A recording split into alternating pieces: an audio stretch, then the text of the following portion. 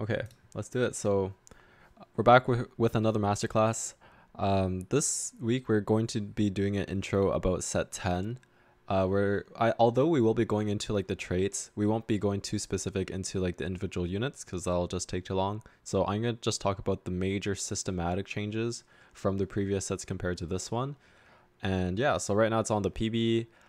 Nothing is set in stone yet, but highly recommend going PBE, get some games in, and get familiar with the units and just the set in general before live goes up, if you're planning on climbing the season.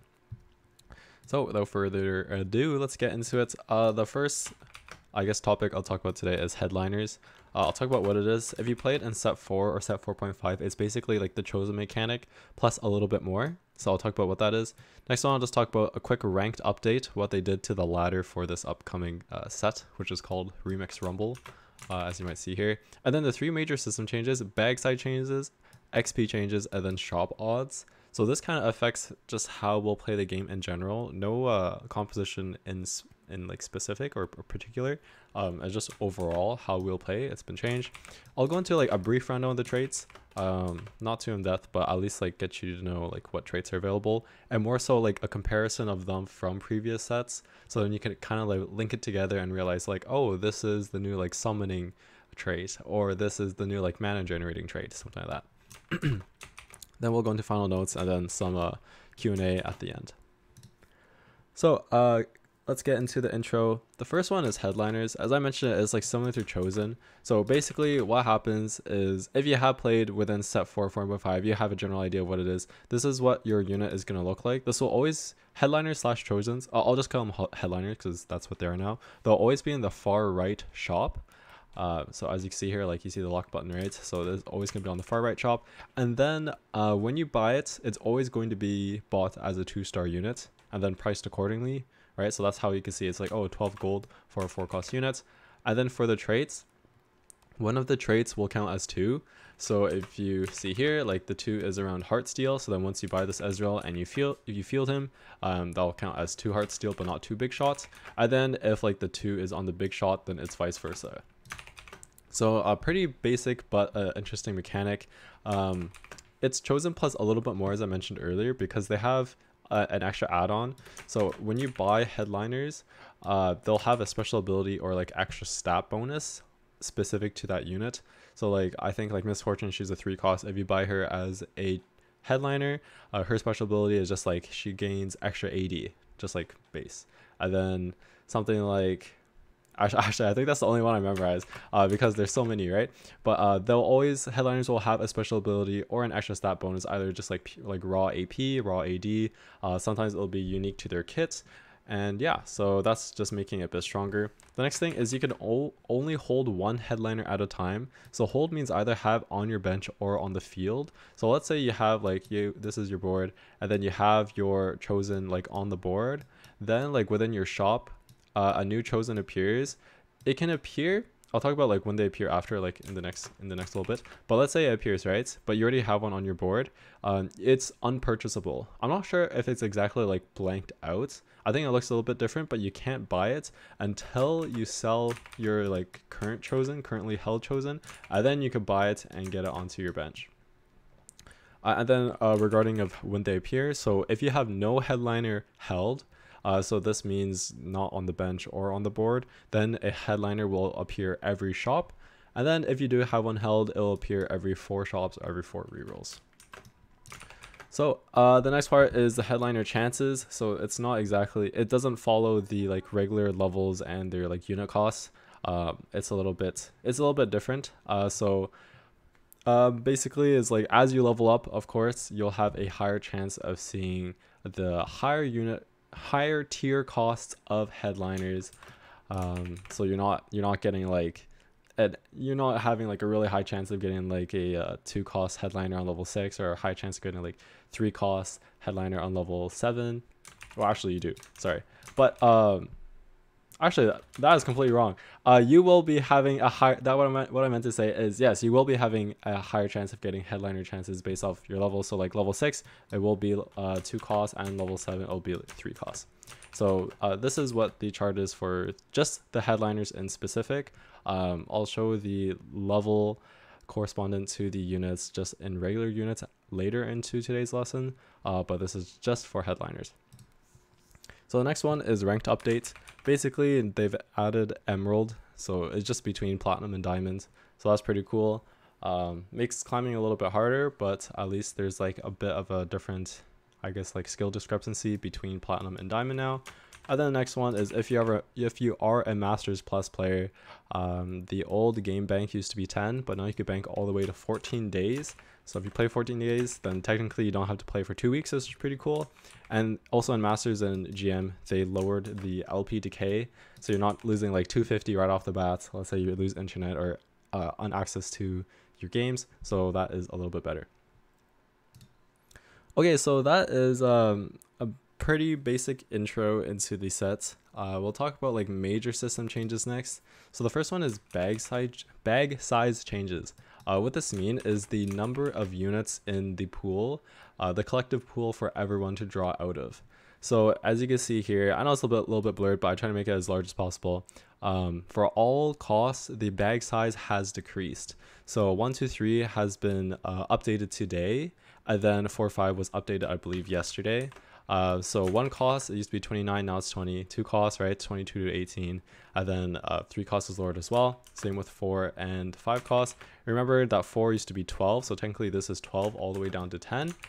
So what does this mean? Now it's really hard to like have multiple contesters.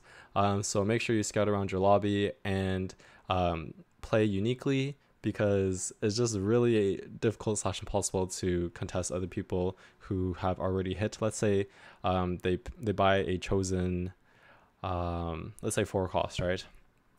They buy a chosen Caitlyn who's a 4 cost. Well, because the chosen is a 2-star, right, it counts as 3 copies. So already 3 out of 10 copies are out of the pool, so there's only 7 Caitlyns left. So it makes it a lot harder to contest, especially let's say like 3 costs if people are going for 3 stars. Let's say it's a 3-star like 9, so then there's only 7 left in the pool. So it's really encourages unique play. So that's pretty cool. I like the changes. Let me know what you think. But yeah. Okay, next one is XP changes and shop odds. So this is what I meant earlier. So the first one, let's say leveling changes. So leveling has been lowered. The cost of leveling has been lowered across all levels after level 5. So you see here like 4 is less, 4 is less, 12 is less, and then it keeps going from there. Also, you can now reach level 10.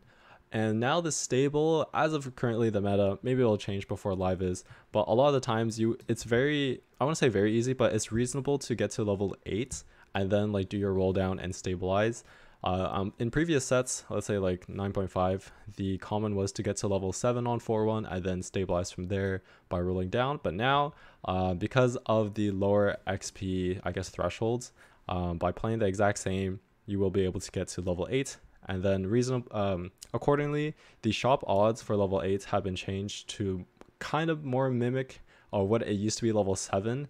So I guess like everything was just like pumped up 1, but overall it's about the same amount of gold. And then the higher cost shop odds are lowered per level, so you have to get to like level 8, level 9, level 10 to really get those high cost 4 cost and 5 cost units. So pretty cool mechanic.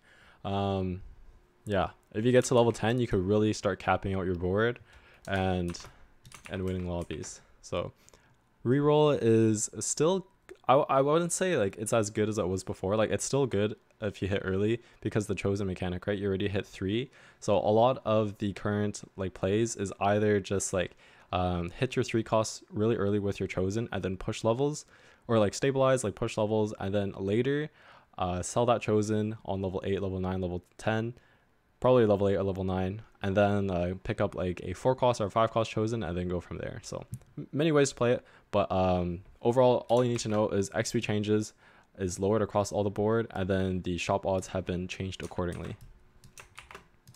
Okay, so those are all like the systematic changes that you need to know. I'll just like run through them one more time. So headliners right now will have our chosen. So when making boards or just like planning around your board, you kind of have to create like a couple extra scenarios, because let's say you get like, oh, what if you get the chosen for the first trait, and then you can create your board that you think will work. And then your other situation or scenario will be like, oh, if you get your chosen for your other trait of your like main carry, then you can like, that's an extra +1, so you might add an extra unit off of that.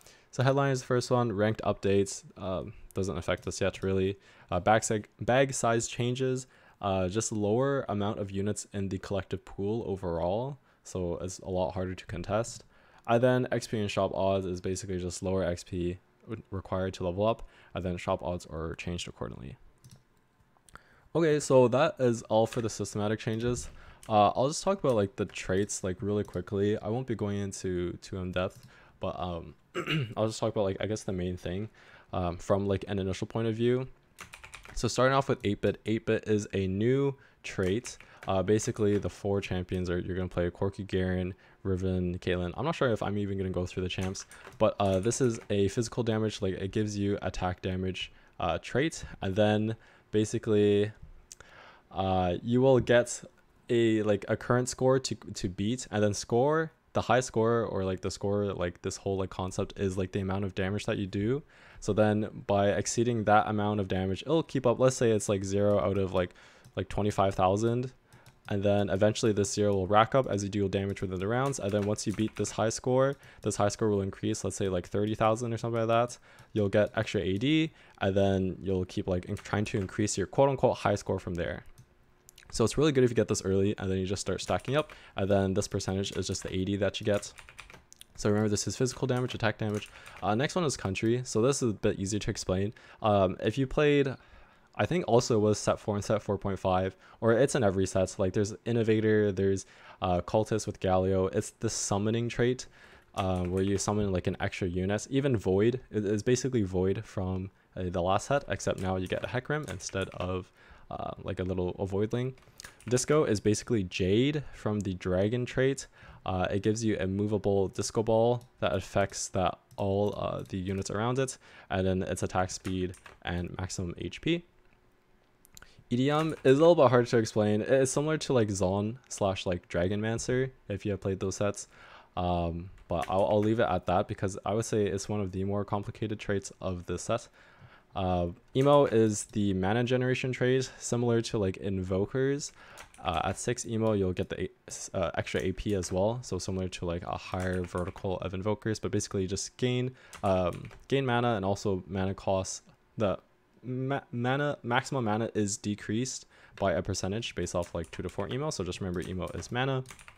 Heartsteel is similar to Underground from I don't remember exactly which set it was, but it's similar to Underground.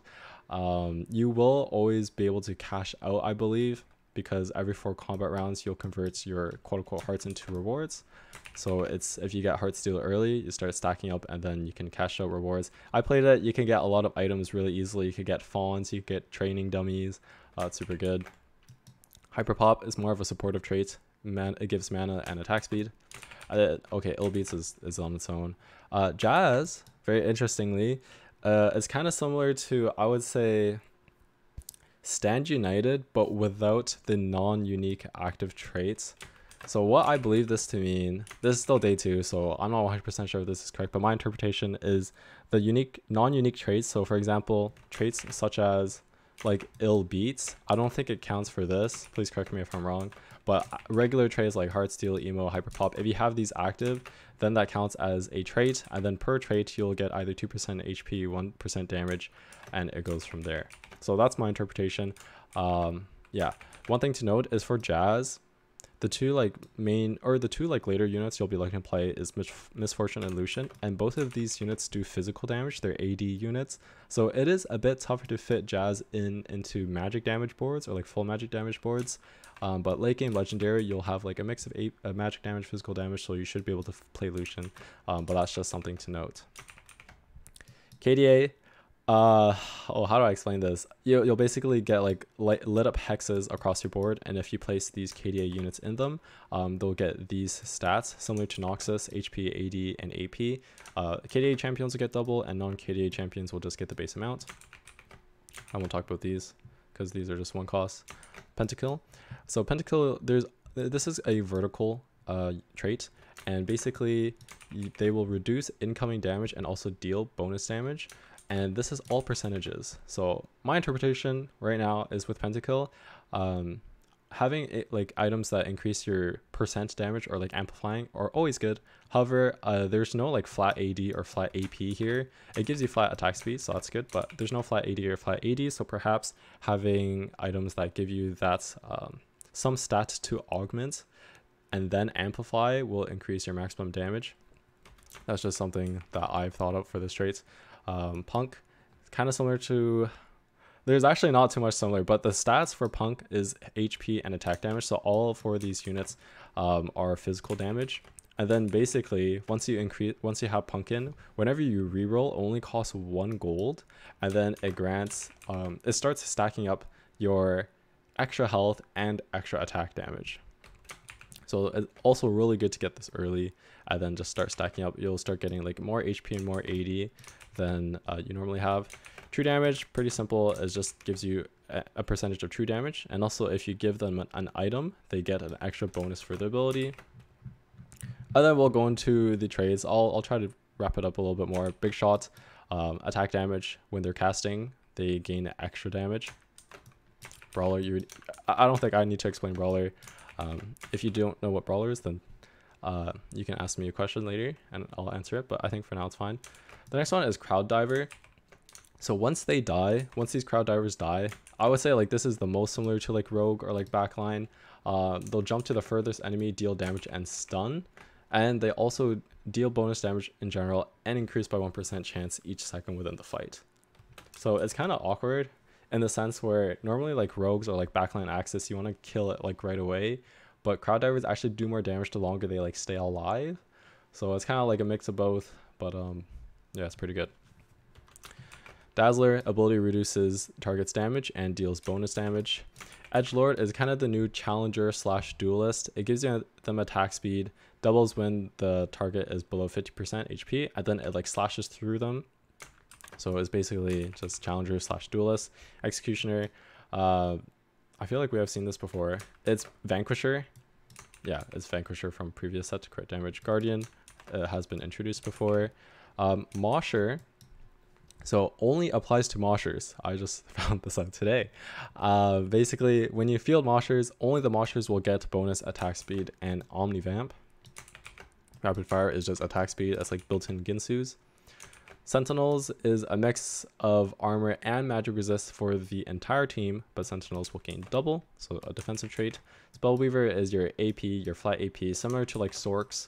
However, as they cast more, they will also gain extra AP. And then last one, but not least, Superfans. This is a trait that I guess accommodates and helps out your headliner. So by getting 3 Superfans, your headliner will get a completed item like automatically put in. Then 4, it boosts up your headliner with more HP and Omnivamp. And then if you somehow get 5, that item that you get from the 3 upgrades to Radiant. So that's pretty cool. That's all like the traits, like a very first initial glance and just explanation on them. And yeah, so that's actually it for, oh, sorry, we have final notes. Okay, I'll just talk about final notes real quick. As with new sets, it's super important to read everything. Either make your own notes or just like somehow, I would say the best thing is to make your own notes or just like really like pay attention to it, especially to like unit's ability damage type. So if you come from League of Legends, you already have this like, I guess, assumption by looking at a unit and then already knowing their damage type. So for example, if you look at something similar, let's say like a Kaisa, right? And then you're like, oh, Kaisa, you automatically think it's AD. In this set, yes, now she does AD, but like in last set, she does AP with her damage. In this set, Akali does physical AD damage, but in League, she would do AP. So keep that in mind. And then in last sets, or in previous sets, Viego did AP magic damage. Now he does AD attack damage, physical damage. So make sure that you read your unit's ability damage type, so then you could build accordingly. The next tip I would say is avoid slamming components on main carries that aren't chosen. So what I mean by this, so there's going to be a couple of cases where, let's say this happened to me earlier. Let's say this is your bench, then you have your shop up here, and then let's say you're playing a Kale. I was doing this earlier, and then I just had like a non-chosen Kale that I was planning on re-rolling, and I already slammed a Rage Blade. And then I ended up 2-starring, so it was doing fine. Like I got through stage 2, we're chilling. And then I got a Kale chosen. And so then now it's like a bit more awkward. Sometimes you don't have a choice. Like I'd say in this case, I don't really have a choice. Plus I'm close to like 3-star anyway. But if it's like a 1-star and you're not slamming like a full item that actually like helps you, you're just slamming a component like a bow or a tier, then it's better to just avoid slamming, because when you get that chosen, it's much better if you don't have anything slammed, that you could just replace that unit, play your chosen, and then slam your items. But then sometimes you're just gonna get stuck with like a chosen on your bench, and then you have the same units, just not chosen, actually like fighting on your board. So I would just say, like, unless it really helps you out or you have to like keep up with tempo, don't just slam components on your carries that aren't chosen, because if you get the chosen, it'll become a bit awkward after. And then the next one is just overall for PBE. This is a chance to just prep for the upcoming live.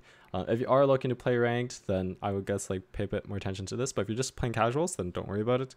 But if you are looking to climb, then try out different lines. Try to get used to all the different comps. Get used to recognizing and picking up units on the roll down. That's super important. What's going to happen like the first day of live, even for this first couple of days, is people are not going to be playing their strongest boards as possible, because they're spending more time focusing on the micro, like the individual units, rather than the overall macro of like positioning, itemization. So just actually recognizing the units and mentally like knowing what to look for when you're rolling down is super important, and that will help you out a lot. I know we used to clown on it, but Team Builder is actually super helpful. I think it's a great tool. Make sure that when you are looking to roll down, or just like at the start of the game after you find your comp, go to the Team Builder in the top right of your client, and then start picking out your 9 units that will help you out, and then it will appear in your shop with a little, like, I think a star or something, and help give you an indication that you have Team Builder this unit and you're looking to pick that up. And yeah, so that's all for today. Good luck in your set climb.